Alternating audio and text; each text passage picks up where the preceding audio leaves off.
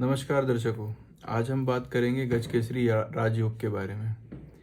और पिछले वीडियो के बाद जो मुझे आप लोगों ने रिस्पांस दिया है, जितने भी लोगों ने मेरे से कुंडलियाँ दिखवाई है, उनका बहुत बहुत धन्यवाद। आज हम बात करने जा रहे हैं गजकेसरी योग के बारे में। तो चलिए अब हम समझते हैं गुरु चंद्रमा गजकेसरी योग कैसे काम करता है।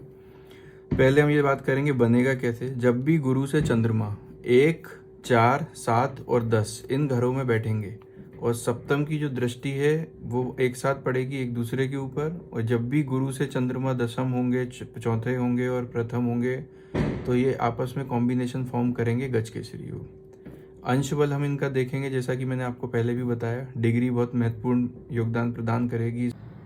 तो हम गजकेसरी में ये देखेंगे कि कभी भी कोई भी कंजक्शन होता है या फिर दृष्ट होते हैं तो उनका डिग्री क्यों महत्व रखती है। इसमें डिग्री का महत्व इसलिए रहता है, यदि मान लीजिए गुरु की डिग्री वृद्ध अवस्था में है और चंद्रमा बाल अवस्था में है। बाल्य अवस्था रहती है जो ग्रह की, वो रहेगी 0 से लेके तो 6 डिग्री तक बाल्य अवस्था रहेगी। 6 से लेके हम 20 तक युवावस्था कंसीडर करेंगे और 20 से लेके 29 तक वृद्ध अवस्था रहेगी।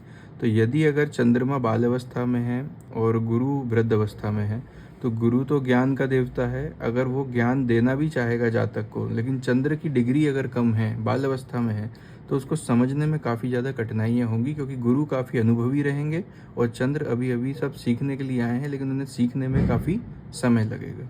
यदि इसका विपरीत हम कर देते हैं, गुरु की डिग्री अगर कम है, बाल्यावस्था में है और चंद्रमा वृद्ध है, तो फिर जो ज्ञान का अर्जित करने का रहेगा वो काफ़ी ज़्यादा डेप्थ में नहीं आ पाएगा या जिज्ञासा कम रहेगी।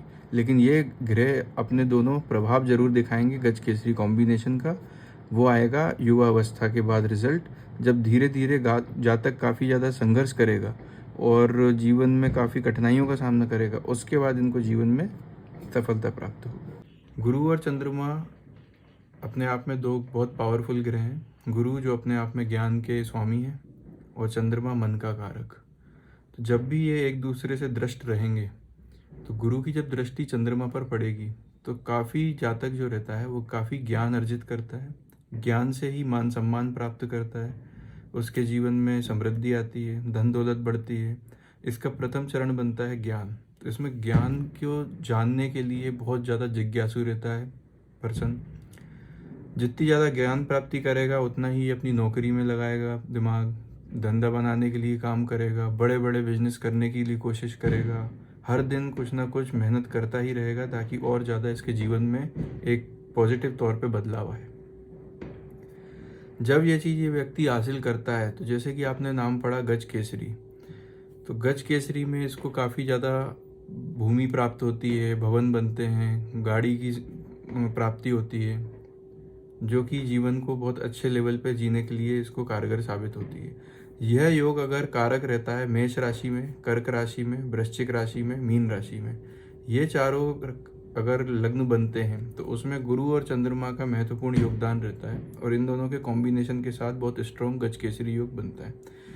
पर इनको हमको निर्धारित तौर पे ये भी देखना रहता है कि इसका अंश कितने डिग्री पे है। अगर एक युवा अवस्था में है, एक वृद्ध अवस्था में है, तो इसका जो फल है वो काफ़ी लेट मिलता है, काफ़ी ज़्यादा स्ट्रगल के बाद मिलता है।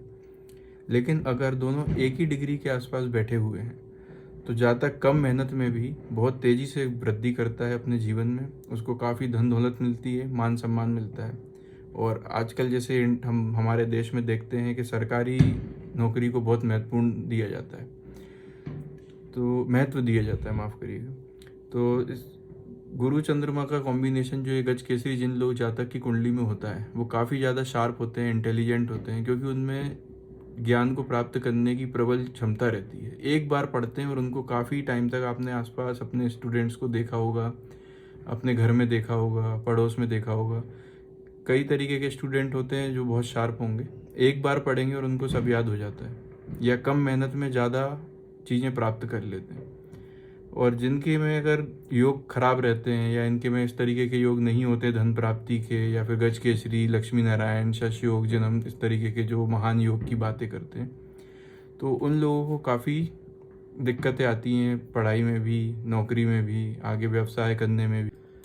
तो गुरु और चंद्रमा का हमको ये देखना होता है कि कौन से भाव में इनका कॉम्बिनेशन बन रहा है, या एक दूसरे के कहाँ पे आमने सामने बैठे हुए हैं, यदि ये दो अगर आय में बैठे हैं, गज केसरी योग आय में बन रहा है, तो जातक के पास बहुत ही ज़्यादा अच्छी इनकम आती है, काफ़ी डिफरेंट सोर्सेज से पैसा अर्न कर सकता है।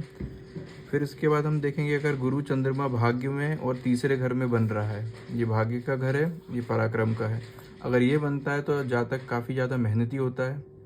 और चंद्रमा अगर भाग्य में बैठा है और गुरु की इसके ऊपर दृष्टि है, तो इतना ज्ञान अर्जित करके ये अपना भाग्य रचता है, आज पीढ़ियाँ भी उसका सुख भोगती हैं। गुरु और चंद्रमा अगर छठे, आठवें और 12वें घर में बैठे हो तो इनका प्रभाव कम देखने को मिला है। अभी तक मैंने जितनी भी कुंडलियाँ देखी हैं उसमें गुरु और चंद्रमा जिनके 12वें में, छठे में और 8वें में अगर ऐसा दृष्ट होता है तो उन लोगों को काफ़ी संघर्ष भी करना पड़ता है जीवन में, क्योंकि ये शुभ भाव नहीं माने गए।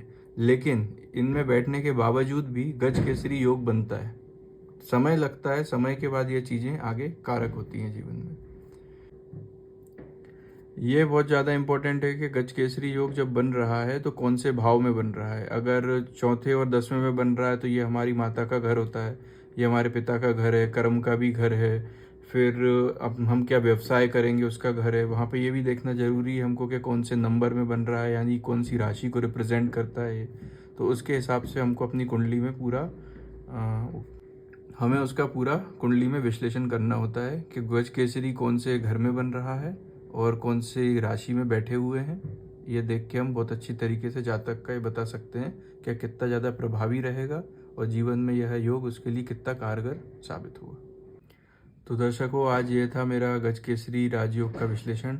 अगर आज आपको मेरा विश्लेषण पसंद आया हो तो मुझे लाइक करिए, सब्सक्राइब करिए, अपने परिजन से वीडियो शेयर करिए। और आप भी अगर अपना कुंडली मुझसे दिखाना चाहते हैं तो मुझे दिए गए नंबर पर संपर्क करिए। धन्यवाद।